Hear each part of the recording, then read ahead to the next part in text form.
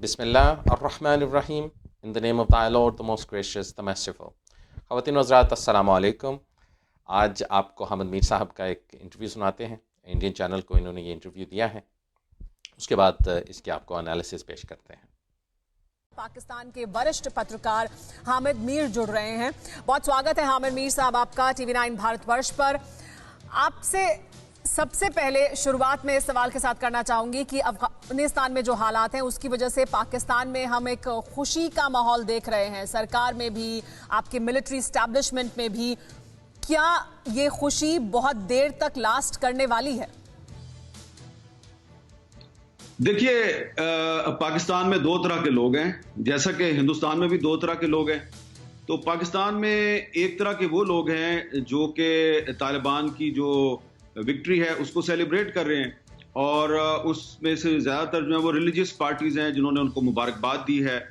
लेकिन दूसरी तरफ जो है कुछ ऐसे लोग भी हैं जो मेजॉरिटी में है कि जो इस सूरत हाल पे बड़ा उनका एक केयरफुल रवैया उन्होंने इख्तियार किया। आप देखिए, जो हमारी मेन अपोजिशन पार्टीज़ हैं उनकी तरफ से कोई ऐसा स्टेटमेंट नहीं दिया गया जिसमें खुशी का इजहार हो। हाँ, अलबत्ता कुछ हुकूमत की मिनिस्टर्स हैं जिन्होंने ऐसे स्टेटमेंट्स दिए, ऐसे ट्वीट्स किए जिससे ऐसे लग रहा था कि वो बड़े खुश हैं। लेकिन आप ये देखिए कि कल हुआ क्या कि कल काबुल के करीब जो पुलचरखी जेल है, जब वो पुलचरखी जेल उन्होंने तोड़ी है तालिबान ने, तो उस जेल से जो लोग भागे हैं, जो लोग एस्केप कर गए, उनमें बहुत से ऐसे लोग हैं जो पाकिस्तान में टेररिस्ट एक्टिविटीज में इन्वॉल्व हैं और यहाँ पर वांटेड हैं, जैसा कि उसमें मौलवी फकीर मोहम्मद भी शामिल थे। तो इसमें ज्यादा मेरा ख्याल खुशी की बात नहीं है अक्सर पाकिस्तानियों के लिए, क्योंकि जो निज़ाम तालिबान अफगानिस्तान में लाना चाहते हैं, जो सिस्टम वो वहां पे लाना चाहते हैं, वो सिस्टम जो है वो अक्सर पाकिस्तानी जो है, मेजॉरिटी ऑफ पाकिस्तानीज, वो उनके लिए एक्सेप्टेबल नहीं है। हामिद मीर साहब, लेकिन क्या इसको ऐसे समझा जा सकता है कि फिलहाल जो पाकिस्तान में सरकार है, जो स्टैब्लिशमेंट है इस वक्त आपका, जो आपका मिलिट्री स्टैब्लिशमेंट है, वो इससे खुश है क्योंकि उन्हें लगता है कि उन्हें सफलता मिली है? वो जो कोशिश कर रहे थे बैकडोर के जरिए, जो समर्थन दे रहे थे तालिबान को, उसकी सफलता है ये। तो क्या वो उसे उस तरह से देख रहे हैं और उसे अपनी सफलता मान रहे हैं? देखिए सुमेरा खान साहबा, ये कुछ दिनों की बात है। कुछ दिनों में जब सूरत हाल आहिस्ता आहिस्ता क्लियर हो जाएगी तो फिर आप लोग मुझसे कुछ और तरह के सवालात करेंगे। देखिए, अफगान तालिबान जो है ये सिर्फ अब एक जंगजू फोर्स नहीं है, एक फाइटिंग फोर्स नहीं है। इन्होंने बहुत ज़बरदस्त तरीके से डिप्लोमेसी की है, इन्होंने पूरी दुनिया को डिसीव किया है। जिस तरीके से इन्होंने 2-3 दिन में काबुल पर कब्जा किया है, तो ये जो दोहा एग्रीमेंट पिछले साल साइन किया था अमेरिका ने और अफगान तालिबान ने, तो वो दोहा एग्रीमेंट तो खत्म हो गया, जिसके लिए फैसिलिटेटर का किरदार अदा किया था पाकिस्तान ने। तो अफगान तालिबान जो है उनका बैक चैनल से अगर पाकिस्तान से रब्ता है तो आपको थोड़े दिनों में पता चलेगा कि उनका इंडिया के साथ भी रब्ता है। और अभी कल ही मेरी बात हो रही थी दोहा में कुछ अफगान तालिबान की लीडरशिप से। उन्होंने कहा कि हमने इंडियन सरकार को ये मैसेज भेजा कि आप बिल्कुल घबराने की बात कोई जरूरत नहीं है, अपने डिप्लोमेट्स को भी यहाँ से मत भेजें, और जो आपकी यहाँ पे इन्वेस्टमेंट है उसका हमें पता है, हमारी आपके साथ कोई लड़ाई नहीं है। लेकिन एक परसेप्शन ये है कि इंडिया में कि अगर तालिबान का कब्जा हो गया है काबुल पर तो शायद इससे पाकिस्तान को बहुत फायदा होगा। पाकिस्तान की सरकार में कुछ लोग ऐसे हैं जिन्होंने खुशी का इजहार किया है, लेकिन ओवरऑल लोग परेशान हैं, इसलिए कि आप देखें कि जो नॉन पश्तून लीडरशिप है अफगानिस्तान की, 8-9 मेन लीडर जो हैं वो इस वक्त इस्लामाबाद में हैं, और वो पाकिस्तान की सरकार से ये कह रहे हैं कि जो आपने दोहा में एग्रीमेंट किया था पूरी इंटरनेशनल कम्युनिटी के साथ, उस पर इम्प्लीमेंटेशन करवाइए और तालिबान को फोर्स कीजिए कि तमाम सेगमेंट्स ऑफ सोसाइटी, तमाम जो स्कूल ऑफ थॉट्स हैं, उनको अपने साथ लेके चलें। तो ऐसा नहीं है कि अब अफगानिस्तान पे तालिबान का झंडा लग जाएगा और सारा कुछ तालिबान के ही कंट्रोल में होगा। तालिबान ने एक इसको कहते हैं ना, अफगानिस्तान को कहते हैं ग्रेवयार्ड ऑफ एम्पायर्स। तो ग्रेवयार्ड पर हुकूमत करने का फायदा नहीं है, इस ग्रेवयार्ड को एक पैराडाइज बनाने की जरूरत है। लेकिन हामिद मीर साहब की अभी जैसे आप बता भी रहे हैं कि नॉन पश्तून लीडरशिप इस्लामाबाद में बैठी है और वो कह रही है पाकिस्तान को, और जाहिर सी बात है पाकिस्तान पर अब इंटरनेशनल प्रेशर भी आएगा, अमेरिका की तरफ से भी ये प्रेशर आएगा कि आप तालिबान से बात करें, वहाँ पर ह्यूमन राइट्स वायलेशन ना हो, वहाँ पर महिलाओं के अधिकारों को संरक्षित किया जाए, वहाँ पर माइनॉरिटीज़ के साथ इंसाफ किया जाए। ये सब प्रेशर पाकिस्तान पर आएगा, तो पाकिस्तान के लिए तो वो एक बहुत ही मुश्किल दोधारी तलवार होने वाली है जिस पर उसको चलना होगा। क्या आपको ऐसा लगता है? और पाकिस्तान क्या इतना इन्फ्लुएंस अभी रखता है तालिबान पर कि वो इन पर ये प्रेशर डाल पाए कि ये सब करें?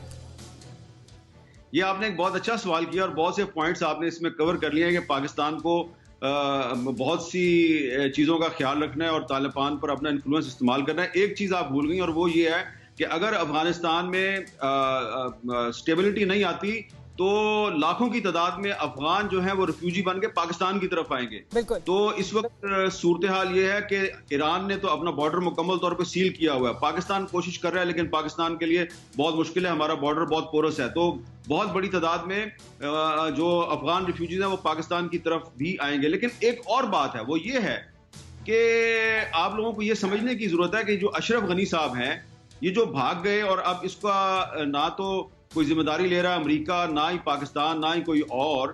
तो अशरफ गनी साहब के बारे में भी एक इंप्रेशन ये है इंडिया में कि ये इंडिया के बड़े अच्छे दोस्त थे, लेकिन इंडियंस को ये पता होना चाहिए कि अशरफ गनी को 2014 में इम्पोज अफगानिस्तान पे अमेरिका और पाकिस्तान ने मिलकर किया था। और ये वो अशरफ गनी है जिसको 2014 में पाकिस्तान की आर्मी के हेडक्वार्टर में रावलपिंडी, जिसको हम GHQ कहते हैं, वहां पे गार्ड ऑफ ऑनर दिया गया था। 2019 में ये दोबारा सदर बने, इमरान खान साहब ने इनको गार्ड ऑफ ऑनर दिया। तो अब अगर वो भाग गए हैं तो ये सिर्फ और सिर्फ तालिबान की कामयाबी नहीं है, ये पाकिस्तान की और अमेरिका की और इंडिया की और पूरी इंटरनेशनल कम्युनिटी की नाकामी है। क्योंकि Ashraf Ghani was also a stakeholder. जो पिछले साल दोहा में एग्रीमेंट हुआ था उसमें अशरफ गनी भी एक स्टेक होल्डर थे और अशरफ गनी ने अभी तक रिजाइन नहीं किया, वो सीन से हट गए हैं। तो इसलिए अभी मुझे लगता है कि वो इररेलेवेंट नहीं हुए और पाकिस्तान को एक आने वाले वक्त में अशरफ गनी को भी इंगेज करना पड़ेगा। लेकिन क्या मैं इसके अगर बहुत सीधे शब्दों में आपसे समझना चाहूं, पाकिस्तान का कितना इन्फ्लुएंस है तालिबान पर अभी इस वक्त जो तालिबान काबिज हुआ है काबुल पर, उस पर कितना इन्फ्लुएंस है पाकिस्तान का? मैं क्विकली आपको थोड़ी सी हिस्ट्री बता देता हूं कि जब 96, 97, 98, 99 ये जो 4-5 साल थे जब अफगानिस्तान पर तालिबान की हुकूमत थी, तो 2 इश्यूज पर अफगान तालिबान ने पाकिस्तान की बात नहीं सुनी। एक, जब बामियान में बुद्धा के जो स्टैचूज थे तालिबान ने उनको तोड़ने का ऐलान किया, पाकिस्तान ने कहा मत तोड़ो, उन्होंने पाकिस्तान की बात नहीं सुनी, उन्होंने तोड़ दिए। फिर जब 9/11 हो गया, पाकिस्तान ने तालिबान से कहा कि उसामा बिन लादेन को हमारे हवाले कर दो, सऊदी अरब के हवाले कर दो, बेशक अमेरिका के हवाले ना करो। तालिबान ने पाकिस्तान की बात नहीं सुनी। और इस मर्तबा ये जो पिछले 4-5 साल गुजरे हैं, इसमें ये बात आप याद रखें कि जो तालिबान की जो नेगोशिएटिंग टीम थी, उसके जो हेड थे मुल्ला अब्दुल गनी ब्रदर, उन्होंने 9 साल पाकिस्तान की जेल में गुजारे हैं। 9 साल पाकिस्तान। तो मुल्ला अब्दुल गनी ब्रदर जो हैं वो प्राइवेटली ये कहते हैं कि हम पाकिस्तान के साथ दोस्ती रखना चाहते हैं, लेकिन हम पाकिस्तान से डिक्टेशन नहीं लेंगे। तो मेरे आपके सवाल का सीधा सीधा जवाब ये है कि हर गुजरते दिन के साथ जैसे जैसे अफगानिस्तान में तालिबान के कदम मजबूत होते जाएंगे, उनके कदम जमते जाएंगे, तो वैसे वैसे अफगानिस्तान के तालिबान पर पाकिस्तान का इन्फ्लुएंस कम से कम होता जाएगा, जिस पर यहाँ पर काफ़ी परेशानी है। तो अब क्या इसे हामिद मीर साहब इस तरह से समझा जा सकता है कि आपने खुद भी इसके बारे में लिखा है, इसके बारे में हुसैन हक्कानी लिख रहे हैं अपने आर्टिकल में, कि जो मदद अब तक पाकिस्तान देता रहा तालिबान को और उनको मजबूत करता रहा, वो दरअसल पाकिस्तान के लिए ही सबसे बड़ी मुसीबत बनने वाला है आने वाले समय में? देखें, सिर्फ पाकिस्तान ने तालिबान की मदद नहीं की है। तालिबान की मदद तो इब्तिदा में शुरू में अमेरिका ने की थी और तालिबान के डेलीगेशंस अमेरिका के दौरों पर भी जाते थे। ये सारी एक ऑयल वॉर का सारा शाखसाना था। तो अमेरिका ने भी मदद की, पाकिस्तान ने भी मदद की, सऊदी अरब ने भी मदद की, UAE ने भी मदद की। लेकिन फिर गुजरते वक्त के साथ पहले अमेरिका उनके खिलाफ हुआ, फिर सऊदी अरब और UAE खिलाफ हो गया। अब पाकिस्तान जो है वो कंफ्यूजिंग एक उसकी पॉलिसी है तालिबान के बारे में। एक तरफ पाकिस्तान जो है वो फैसिलिटेट करता है, तालिबान को टेबल पे ला के मुज़ाकरात की कोशिश करता है, दूसरी तरफ उसको कहा जाता है कि तुम इनको प्रेशराइज करो कि ये ह्यूमन राइट्स वायलेशंस ना करें, ये वहां पर एक डेमोक्रेटिक सिस्टम लेके आए। तो उसकी वजह से अब तालिबान जो है, आप देखें जो पाकिस्तान में तालिबान के एम्बेसडर थे मुल्ला अब्दुल सलाम ज़ईफ, जिनको पाकिस्तान ने गिरफ्तार करके अमेरिका के हवाले, उन्होंने अपनी किताब में जो लिख दिया है पाकिस्तान की गवर्नमेंट के बारे में, उसके बाद किसी को कोई कंफ्यूजन नहीं रहना चाहिए। पाकिस्तान ने यकीनन तालिबान को इस्तेमाल किया, क्योंकि पाकिस्तान का ख्याल था कि जब तक तालिबान की हुकूमत थी अफगानिस्तान में तो वहां पर इंडिया का इतना इन्फ्लुएंस नहीं था, और जब तालिबान की हुकूमत खत्म हो गई वहां पे इंडिया का इन्फ्लुएंस बढ़ गया। पाकिस्तान की सरकार जो है वो इल्ज़ाम लगाती है कि वहाँ पे इंडिया ने पाकिस्तान के खिलाफ 66 के करीब टेररिस्ट ट्रेनिंग कैंप भी कायम किए थे। लेकिन अब जब तालिबान वापस आ गए हैं अफगानिस्तान में, तो अब तालिबान भी उन लोगों को सपोर्ट कर रहे हैं, जेलों से निकाल के रहा कर रहे हैं जो पाकिस्तान में वांटेड हैं। तो पाकिस्तान के लिए बड़ी मुश्किलात हैं। एक तरफ इंटरनेशनल कम्युनिटी का प्रेशर होगा, पाकिस्तान को अपने कंट्रोल में भी रखना। हामिद मीर साहब ये कह रहे हैं आपके प्रधानमंत्री की गुलामी की जंजीरें तोड़ दी। मेरा खान साहबा, अगर आप इंडियन चैनल पर ना होती तो मैं बड़ा करारा जवाब देता, लेकिन मसला ये है कि जब कोई पाकिस्तानी किसी इंडियन चैनल पर कोई ऐसी बात करे जो पाकिस्तान के किसी प्रधानमंत्री के या किसी और पावरफुल आदमी के खिलाफ हो, तो फौरन कह दिया जाता है कि देखिए ये इंडियन चैनल पर बैठ के ये बात कर रहे थे। लेकिन आपने जो स्टेटमेंट सुनवाई है, मैंने इस स्टेटमेंट का रेफरेंस आज अपना मेरा जो कॉलम वॉशिंगटन पोस्ट में शाया हुआ है, मैंने उसमें इसका जिक्र किया है। लेकिन मैंने इमरान खान साहब को याद दिलाया है कि कुछ ही हफ्ते पहले जून 2021 में इमरान खान साहब ने वॉशिंगटन पोस्ट में एक कॉलम लिखा था, और उस कॉलम में उन्होंने वाज़ेह तौर पे लिखा था कि अफगान तालिबान को अपनी मिलिट्री फोर्स के जरिए काबुल पर कब्जा नहीं करना चाहिए, और जो अमेरिका का इंटरेस्ट है वही पाकिस्तान का इंटरेस्ट है। तो कुछ हफ्ते पहले तक तो इमरान खान साहब जो है वो वॉशिंगटन पोस्ट में ये लिख रहे थे कि अफगान तालिबान को काबुल को ताकत के जोर पे टेक ओवर नहीं करना चाहिए। अब वो कह रहे हैं गुलामी की जंजीरें तोड़ दी हैं। तो मैं इंतहाई मुख्तात अल्फाज में केयरफुली सिर्फ ये कहूंगा कि जैसा कि मैंने पहले भी कहा कि इमरान खान की एक कंफ्यूज्ड पॉलिसी है।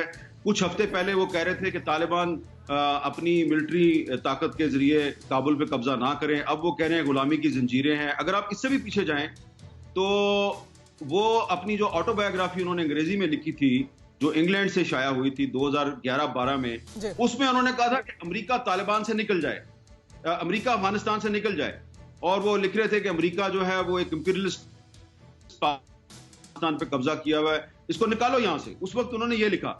जब वो प्राइम मिनिस्टर बन गए तो फिर उन्होंने कहा तालिबान अमेरिका को कि फौरी तौर पे अफगानिस्तान से मत निकलो, अगर तुम फौरी तौर पे निकल गए तो सिविल वॉर हो जाएगी।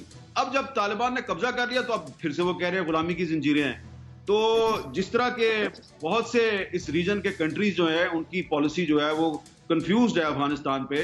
तो इसी तरह मैं इमरान खान साहब की जो लेटेस्ट सिचुएशन है जिसमें वो कह रहे हैं कि जी गुलामी की जंजीरें तोड़ दी हैं, तो मैं बस यही कहूंगा कि ये स्टेटमेंट अगर दुरुस्त है तो फिर उन्होंने जो कुछ हफ्ते पहले वॉशिंगटन पोस्ट में लिखा था फिर वो बिल्कुल गलत था। एक और संक्षिप्त आपसे प्रतिक्रिया, फिर हमारे साथ बाकी मेहमान भी जुड़ रहे हैं, आपसे भी लगातार बात करते रहेंगे। ये कि अब अमेरिका की तरफ से अमेरिका और पाकिस्तान के संबंधों पर जो अफगानिस्तान में हुआ है उसका क्या असर पड़ने वाला है, और इमरान खान के लिए कितनी मुश्किल ये खड़ी करने वाली है स्थिति? देखिए, बात यह है कि इमरान खान साहब जो हैं उनके जो नेशनल सिक्योरिटी एडवाइजर हैं मोईद यूसुफ साहब, मोईद यूसुफ साहब जो हैं वो पिछले दिनों अमेरिका गए थे और उन्होंने वहाँ पर कोई अपने ताल्लुकात ठीक करने की कोशिश की थी। मेरा ख्याल है कि वो एंटिसिपेट कर रहे थे कि अगर तालिबान अफगानिस्तान पे कब्जा कर लेते हैं और दोहा पीस एग्रीमेंट जो है वो अगर इररेलेवेंट हो जाता है तो फिर पाकिस्तान के अमेरिका के ताल्लुकात ख़राब हो सकते हैं। तो उनका कोई दौरा जो है वो इतना कामयाब नहीं रहा, और उसके बाद फिर उन्होंने ये भी कहा कि जी जो बाइडन इमरान खान के साथ टेलीफोन पर बात नहीं करते, उसका पाकिस्तान में बड़ा मजाक बनाया गया कि शायद इमरान खान साहब जो है वो इंतजार कर रहे हैं जो बाइडन की टेलीफोन कॉल का। फिर उसको क्लैरिफाई किया इमरान खान साहब ने। तो अब जो सिचुएशन बन गई है अफगानिस्तान में, इसमें देखिए मेरा एक ख्याल है कि बहुत से लोग तालिबान पर अफगानिस्तान के इन्फ्लुएंस को ओवर एस्टिमेट कर रहे थे, और मैं उन चंद लोगों में शामिल था जो 2-3 साल से ये कह रहे थे कि ये जो अफगान तालिबान हैं ये अल्टीमेटली पाकिस्तान की बात नहीं सुनेंगे, और अब वाकई वो बहुत से मामलात पर पाकिस्तान की बात नहीं सुन रहे। लेकिन जो बात पहले मैं कह रहा था उसको उस वक्त भी बहुत कम लोग सुनते थे, अभी भी बहुत कम लोग सुनेंगे, क्योंकि आप भी और आपके बहुत से जो देखने वाले हैं वो यही समझेंगे कि तालिबान जो है वो दरअसल पाकिस्तान की प्रॉक्सी हैं। तो इसलिए पाकिस्तान जो है वो इस वक्त एक बड़ी मुश्किल सूरत में फंसा हुआ है। एक तरफ सारी दुनिया जो है वो तालिबान जो भी अफगानिस्तान में गलत काम करेंगे उसका इल्ज़ाम पाकिस्तान पे डालेंगे, और दूसरी तरफ पाकिस्तान और तालिबान के ताल्लुकात भी खराब हो रहे हैं, और तीसरी तरफ पाकिस्तान के और अमेरिका के ताल्लुकात को भी बहुत से चैलेंजेस का सामना है। तो इस वक्त इम्तिहान सिर्फ तालिबान का नहीं है, इम्तिहान पाकिस्तान का भी है और अमेरिका का भी है, क्योंकि जो अगर आप लड़ते रहे तो फायदा क्योंकि जो है वो हामिद मीर साहब, तालिबान। जो आप कह रहे हैं, इस तरह के बयान आने शुरू हुए हैं। ब्रिटिश कमांडर ने उन्होंने कहा कि अब तालिबान फाइटर्स का जो अगला निशाना होगा वो पाकिस्तान में जो न्यूक्लियर अड्डे हैं वो उनका अगला निशाना हो सकते हैं। तो पाकिस्तान के लिए ये कितनी मुश्किल स्थिति है। साथ ही ड्यूरेंट लाइन को तालिबान नहीं मानता रहा है, पहले हम जानते हैं इतिहास में ये हो चुका है। तो अब क्या ये जो अगला निशाना जो कह रहे हैं ब्रिटिश कमांडर की पाकिस्तान के न्यूक्लियर साइट्स तालिबान फाइटर्स के अगला निशाना होंगे, क्या वाकई ऐसा होगा? देखिए, पाकिस्तान की न्यूक्लियर साइट्स का कभी ना इजराइल को पता चला, ना इंडियन इंटेलिजेंस को पता चल सका, ना ही अमेरिकन उसका सुराग लगा सके, ना ही ब्रिटिश उसका सुराग लगा सके। तो तालिबान उसका सुराग कैसे लगा सकेंगे? तो ये बात मैं आपको कह सकता हूँ कि पाकिस्तान के जो न्यूक्लियर वेपन्स हैं वो बहुत सेफ हैं, और इस पर मेरी बड़ी रिसर्च है। 2008-9 इन दिनों में मैंने इस पर बहुत लिखा है। फिर 2003-2004 में मैं बहुत से जो न्यूक्लियर साइंटिस्ट हैं उनके साथ मैंने इस पर बहुत इंटरव्यूज वगैरह किए, और खुद भी मैंने इस पर बहुत खोज लगाया है। क्योंकि एक ज़माना था जब ये कहा जाता था 9/11 के बाद कि पाकिस्तान के न्यूक्लियर वेपन्स जो है वो चोरी हो सकते हैं, तो उस वक्त हमने इस पर बड़ी रिसर्च की थी। तो ये मैं जो ब्रिटिश कमांडर हैं उनकी बात से मैं बिल्कुल भी एग्री नहीं करता।